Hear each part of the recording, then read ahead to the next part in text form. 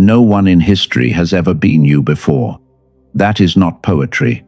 It is the reason your path could not look like anyone else. Chosen one, God has not been preparing you to receive the same future your family already understands. He has been preparing you to become the first person in your line who can recognize, carry, and multiply something the old version of you would have missed. You have felt this preparation in strange ways. Certain people left without warning. Doors stayed closed longer than expected. Your mind became foggy just as your calling grew louder. And somewhere beneath all that pressure, you still remember a younger version of yourself who felt creative, curious, and alive. Before this message ends, you will understand what those experiences share. You will see why the pattern that followed your family does not have to follow you. You will also discover a practical way to begin restoring the clarity needed to recognize what God may already be placing in front of you. But first, let this remove one burden from your heart. You are not waiting because you are unworthy. You may be waiting because receiving a new future requires becoming someone your history has never produced before. That process has already begun. Think about the last time a clear idea entered your mind. For 1 second, you knew exactly what to do. Then doubt arrived, fear spoke, distraction pulled you away. The idea faded, and you called the moment meaningless. This is the sacred signal gap. It is the distance between receiving an idea and having enough clarity to act on it. Not every thought is a message from God, but when the same direction returns again and again, you should not dismiss it without attention. You are not broken. You are not less intelligent. Your inner receiver may simply be tired, divided, and overloaded. That means the answer is not more shame. The answer is restoration, practice, and honest awareness. Comment: I am becoming the first receiver. Let those words mark a new decision. You are no longer judging your future by the confusion of your past. And the first sign of restoration may have already appeared, though it is not the sign most people expect. Your life could not follow the old map, because that map was drawn by people who never carried your exact assignment. They did not live through your losses. They did not develop your awareness. They did not reach this moment with your combination of wounds, gifts, timing, and responsibility. This does not make you superior. It makes you responsible. Being chosen is not permission to look down on others. It is an invitation to transform what hurt you. Then use that wisdom to serve people who still feel trapped inside similar pain. You may be the first person in your family to question what everyone accepted. You may be the first to name an unhealthy pattern. You may be the first to admit that survival is not the same as living. That difference can feel lonely, because the first person has no familiar footsteps to follow. Imagine someone walking across untouched snow. Every step requires attention. There is no path showing where the ground is safe. People behind may later move faster, but only because someone was willing to move first while the direction remained unclear. That is why your journey has felt unusual. You learned to calm emotions that once controlled the room. You learned to notice beliefs that sounded normal, but quietly kept everyone small. Perhaps you saw problems others ignored. Perhaps you knew a certain way of living could not continue, even while everyone around you defended it. Sometimes they made you feel difficult, sensitive, or out of place. But being different was never the final identity. It was preparation. You were learning to see what an old system could not see from inside itself. You were becoming the witness who could finally say, "This pattern is real, but it is not permanent." The future God is forming through you requires spiritual awareness and practical capacity. You must recognize what is true. You must also remain clear enough to act when truth demands movement. Chosen one, you are not the first person to suffer. You are not the first person to pray, but you may be the first in your line to turn pain into awareness, awareness into action, and action into a new priesthood. That ability did not appear yesterday. It lived in the questions you asked, the things you created, and the possibilities you saw as a child. That forgotten light will matter soon, but first you must understand why the delay was never empty. The delay felt like rejection because you could not see what was being built. Some nights you wondered whether God had heard you at all. You believed that if the answer had not appeared, the answer must be no. But silence is not always refusal. A closed door is not always punishment.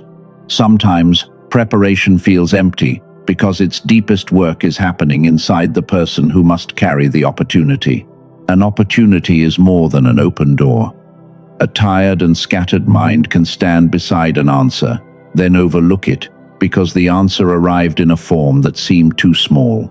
Perhaps it came as a quiet idea. Perhaps someone mentioned the same direction twice. Perhaps you felt drawn toward one simple action, but dismissed it because it lacked drama. You expected thunder. The next step arrived as a whisper. Not every coincidence is a sign. Not every impulse is divine instruction.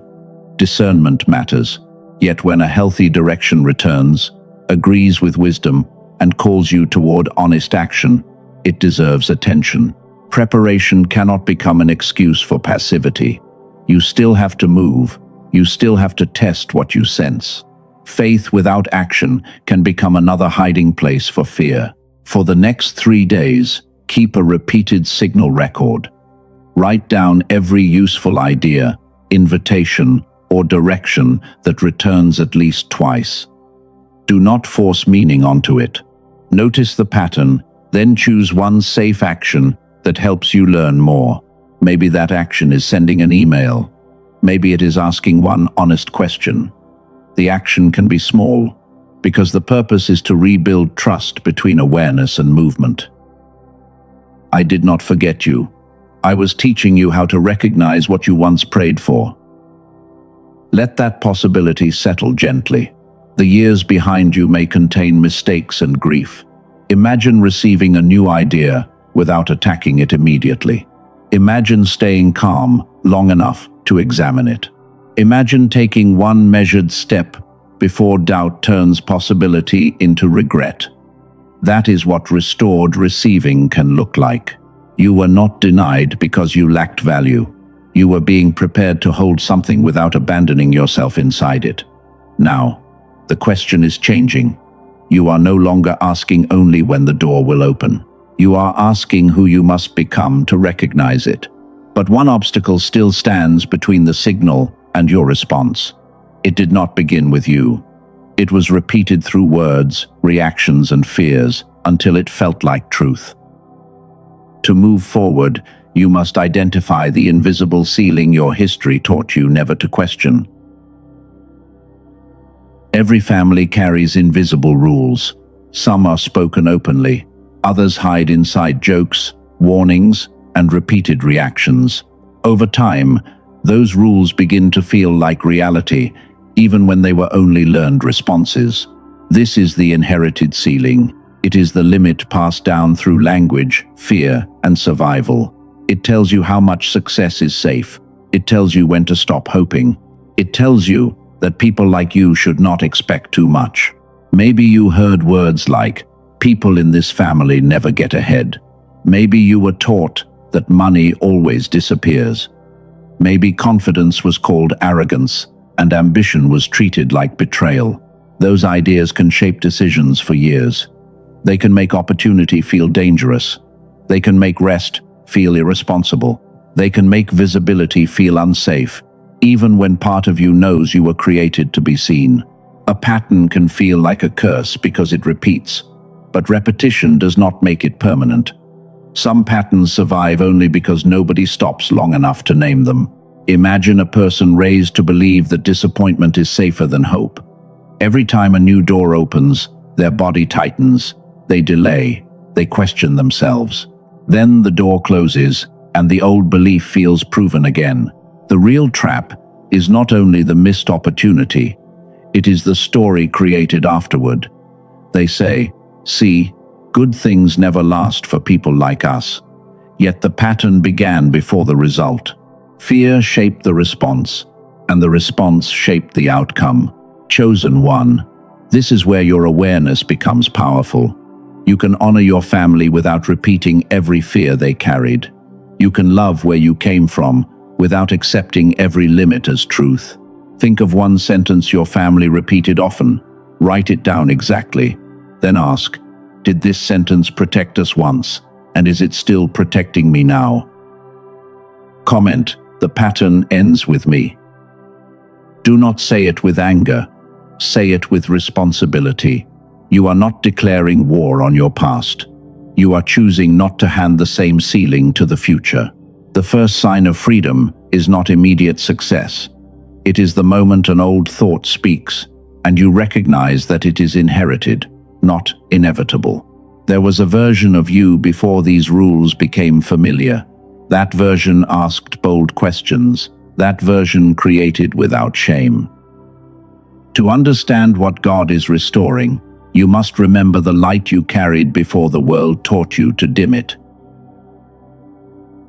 There was a time when curiosity came naturally to you. You asked questions without apologizing. You built things, imagined worlds, and followed ideas before fear demanded proof. You may remember learning quickly. You noticed details adults missed. You could spend hours drawing, writing, solving, or dreaming. It simply felt alive. Then pressure entered. Mistakes became embarrassing. Comparison grew louder. One part of you wanted to create, but another part interrupted every idea before it could breathe. This is the childhood light. It is not a claim that every child has an extraordinary intelligence score. It is the natural state of curiosity, connection, presence, and freedom to experiment. That light can become covered. Stress can narrow attention. Constant information can divide focus. Repeated criticism can teach the mind to reject an idea before exploring it. You did not lose your ability. You may have lost steady access to it. That difference matters, because what is inaccessible can sometimes be restored through practice and a different internal state. Stop saying, "I am not as smart as I used to be." That sentence turns a painful season into identity. Replace it with something more honest. "My clarity is recoverable." Those words do not promise instant transformation. They remind you that brain fog is an experience, not your permanent name. Imagine waking with one clear priority. Imagine reading a page and remembering what mattered. Imagine an idea arriving and staying present long enough to shape it into action. This is not about becoming a child again. God is not taking you backward. He is gathering your younger curiosity, the wisdom of your pain, and the discipline your future requires. Your creativity needs structure. Your intuition needs discernment. Your calling needs a mind that can hold imagination and practical movement without one side silencing the other. Chosen one, the deeper gift was your ability to connect what others kept separate. You saw patterns. You sensed possibilities. You recognized meaning before you had language for it. That ability may appear in brief flashes, then disappear when pressure returns. They may be evidence that the light is still there. And this is where science touches something people of faith have sensed for years. Human potential is also about how different parts of the mind cooperate. The next question is not whether you still have a gift. The question is whether your internal receiver can enter a state where clarity, creativity, and action work together again. There is a field of research connected to how the two sides of the brain process information and cooperate. The details are complex, but the central idea is simple. Greater coordination may support a more integrated mental state. That does not mean one side is logical and the other side is magical. Human thinking is more nuanced than that. It also does not mean an audio track can replace sleep, medical care, therapy, prayer, or disciplined action. But it raises an important possibility. What if some of your frustration comes from feeling internally divided? One part sees the vision, another part attacks it. One part senses direction, another part freezes before movement begins. There are methods designed to support a more synchronized state. One of them uses a short audio protocol. It takes about 8 minutes a day, and it is presented as a way to support whole brain activation. You do not need to know the name yet. You do not need to make any decision. First, you need to understand the problem it was designed to address. The goal is not to make you superhuman. The goal is not to promise wealth, healing, or divine favor. The goal is to explore whether a brief and consistent practice may help you feel clearer, more focused, and more internally coordinated. Think about what 8 quiet minutes could mean. No scrolling, no performance, no pressure to force a revelation. Just enough space to notice what your mind does when it is not being pulled in 10 directions. Faith may provide direction. A clearer mind can help turn direction into action. The two should not be confused, but they can support the same responsible life. This is not the reveal. It is the question before the reveal. What if the part of you that feels lost is not gone, and the receiver itself can be trained to function differently? A calling can be real and still remain unfinished. Inspiration can arrive with force, but inspiration alone cannot carry a vision into the world. You need capacity. You need clarity to know what matters. You need steadiness when excitement fades. You need attention that stays with one task and courage that moves before every answer is available. This is where many chosen ones become frustrated. They receive ideas often. They feel direction deeply. Yet those ideas remain inside notebooks, voice messages, and private prayers because the inner state cannot hold them long enough to become action. Revelation is not execution. Opportunity is not readiness. A door can open, but you still need the strength to walk through it without abandoning yourself halfway. Imagine someone with a strong business idea. Every morning, they feel certain. By afternoon, doubt changes the plan. By evening, they have researched new directions, and none has received focused effort. The idea may not be weak. The receiver may be overloaded. When attention keeps breaking, even a meaningful calling can feel impossible to trust. This is why capacity matters. Mental clarity identifies the next step. Emotional regulation keeps you present when fear rises. Sustained attention helps you finish. Courageous action turns insight into evidence. Begin with an 8-minute receiving window. Put the phone away. Sit with one question. Keep one page nearby. For 8 minutes, do not chase 10 answers. Notice the clearest thought. Then choose one action you can complete today. Keep the action small. Send one message. Outline one page. Research one requirement. Make one appointment. It rebuilds cooperation between awareness and movement. Your ideas do not need another place to hide. They need a pathway into action. Imagine what changes when a useful idea no longer dies in your notes. You hear it. You test and shape it. You let reality teach you instead of demanding perfect certainty before the first step. This message is not for someone searching for another fantasy. It is for the person ready to build capacity. You need a repeatable way to become clearer and more willing to act.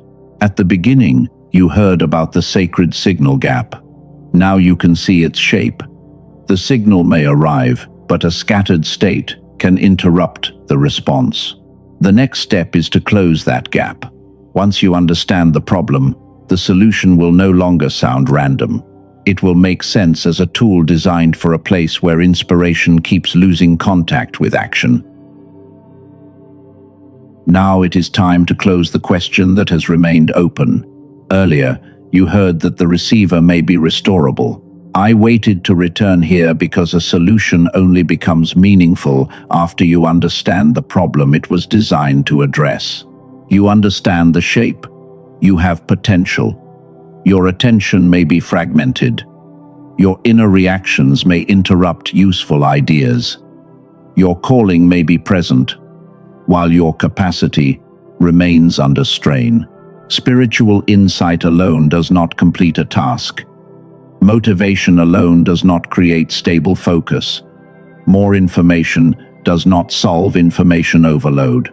Sometimes the missing piece is a simple practice that supports a clearer, coordinated state. Any useful solution should meet honest standards. It should be short enough to repeat. It should be simple enough for a beginner. It should not require months of meditation experience.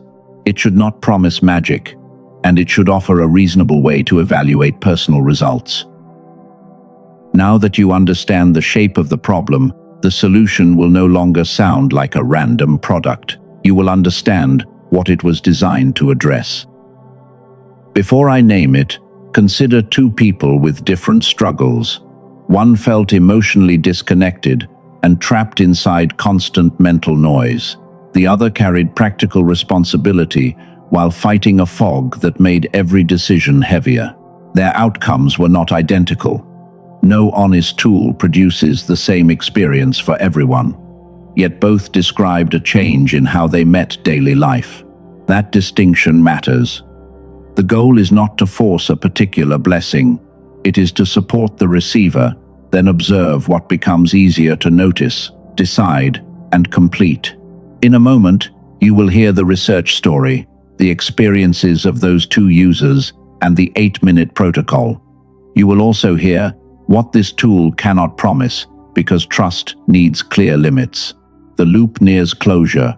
The question was never whether you could collect more inspiration. The question was whether clarity, creativity, and action could begin working together again. The answer begins with research, not hype.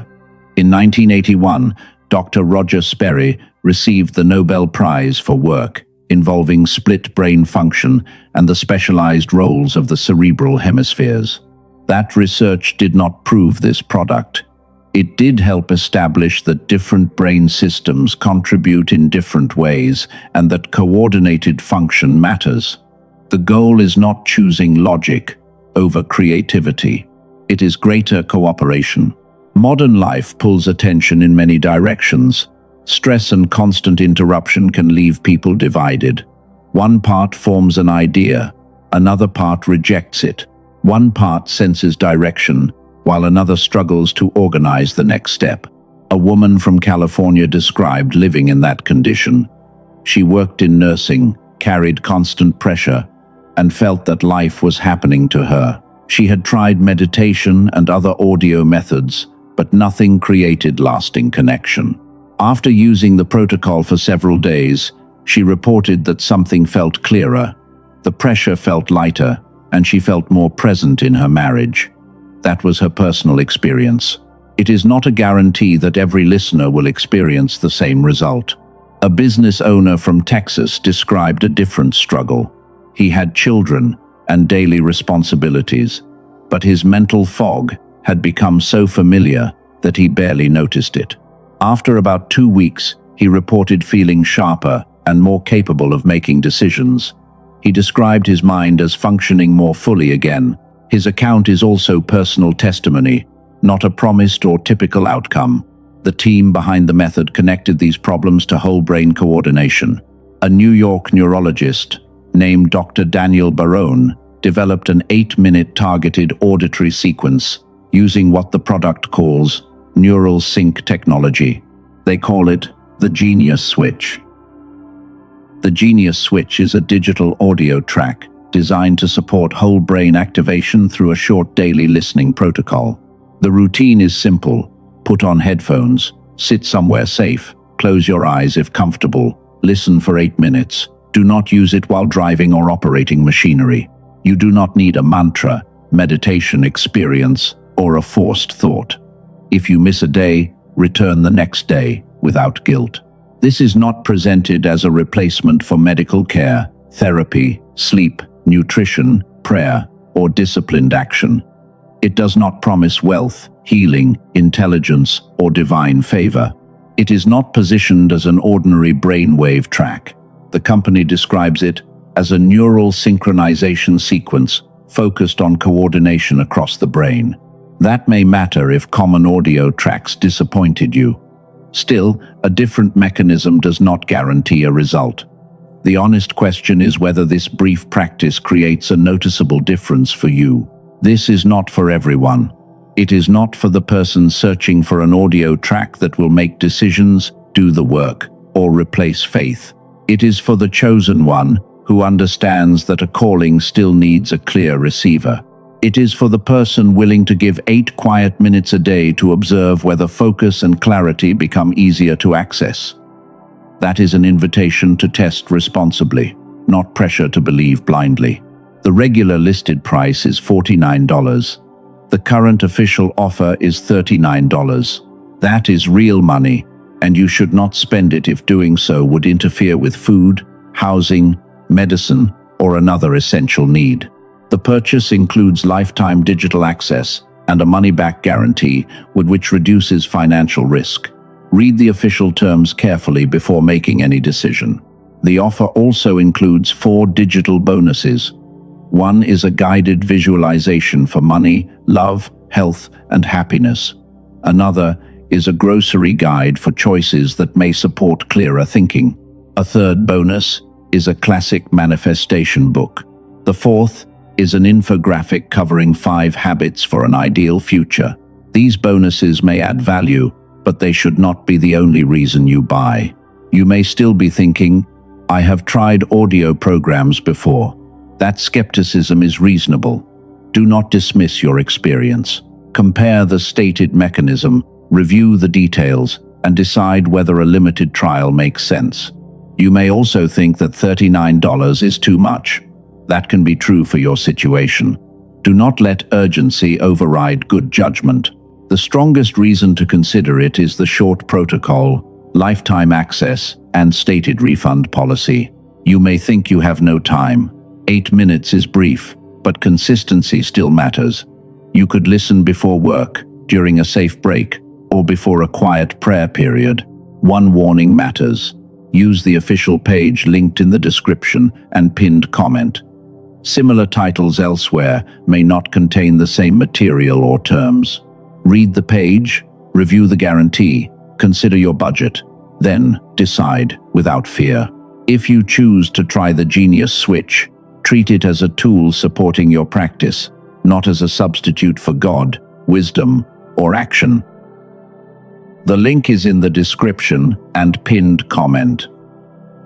The choice remains yours, and an honest choice is always stronger than a pressured one. Skepticism is not a weakness. It can protect you from promises that sound powerful but offer no clear limits. The Genius Switch is not God. It is not therapy. It is not sleep, nutrition, medical care, prayer, or disciplined action. It cannot make choices for you. It cannot replace the courage required to act on what you already know. That honesty matters. This tool was introduced because it matches the problem of capacity, not because every person must own it. Some people may notice a difference, others may not. Your experience deserves to be judged by observation, not pressure. Even if you never purchase anything, you can still practice the 8-minute receiving window. Put your phone away, sit with one clear question, write the strongest useful thought, then complete one safe action before the day ends. The point is not dependence. The point is awareness. You are learning what helps you become present, focused, and willing to move. A person who becomes the first in their family does not always wait for absolute certainty. They test wisely. They set limits. They observe results. They keep what is useful and release what does not serve the life they are building. That is very different from blind belief. A responsible experiment has a clear cost, a clear routine, and a clear way to stop. It does not ask you to ignore your needs or betray your judgment. Comment: I choose clarity over inherited confusion. Let that sentence become more than a reaction. Let it become a standard for what you consume, what you repeat, and what you allow to guide your next decision. You do not have to attack your family to become free. You do not have to hate your past. You only have to stop carrying every inherited reaction as if it were sacred truth. The final sign that you are becoming a new precedent is not found in what you receive. It is found in what you refuse to pass forward. You pause before repeating the wound. You choose a different word. You create a different outcome. That is how a pattern ends, not through anger, but through conscious interruption. And once that interruption becomes consistent, the future begins to look like something your history never knew how to imagine. Picture an ordinary morning. Nothing dramatic happens. You wake, breathe, and notice that your mind is not racing toward 10 directions at once. You do not reach for your phone immediately. You give yourself 8 quiet minutes. You listen, pray, write, or sit with one clear question. Then you choose the first useful action and begin. Inside, it feels like cooperation. Your ideas no longer compete for survival. Your attention stops, abandoning the task every time discomfort appears. At work, you notice a solution that once would have disappeared beneath noise. You finish the page, send the message, or make the decision you delayed for weeks. In relationships, you become slower to react. You hear the old family response rising, but you do not obey it automatically. You pause and choose words that protect truth without passing pain forward.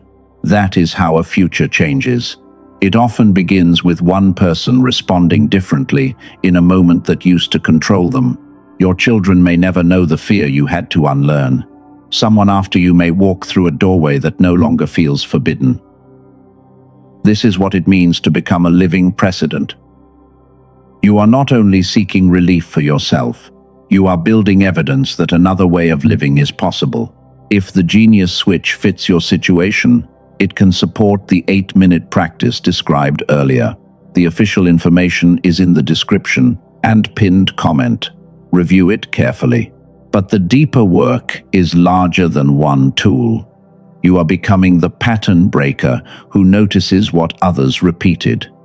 You are becoming the first receiver who turns awareness into action. My child, what I am building through you is not only for you. It is the doorway someone after you will no longer have to fight to find. That is the final sign. You are not merely receiving something new. You are refusing to transmit what once wounded you. The blessing is also what leaves your family through your decision. Now the last revelation can be spoken.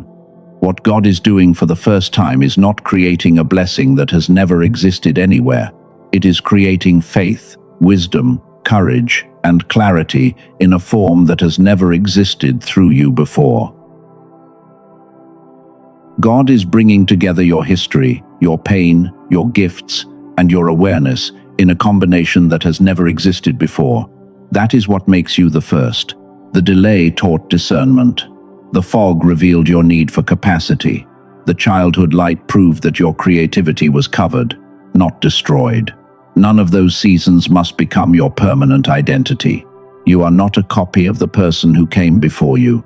You are not required to repeat the fear that raised you. You can honor your family without inheriting every limitation. You are becoming the first receiver. You are becoming living evidence that the ceiling was never the SKY. My child, you were never asked to become someone else.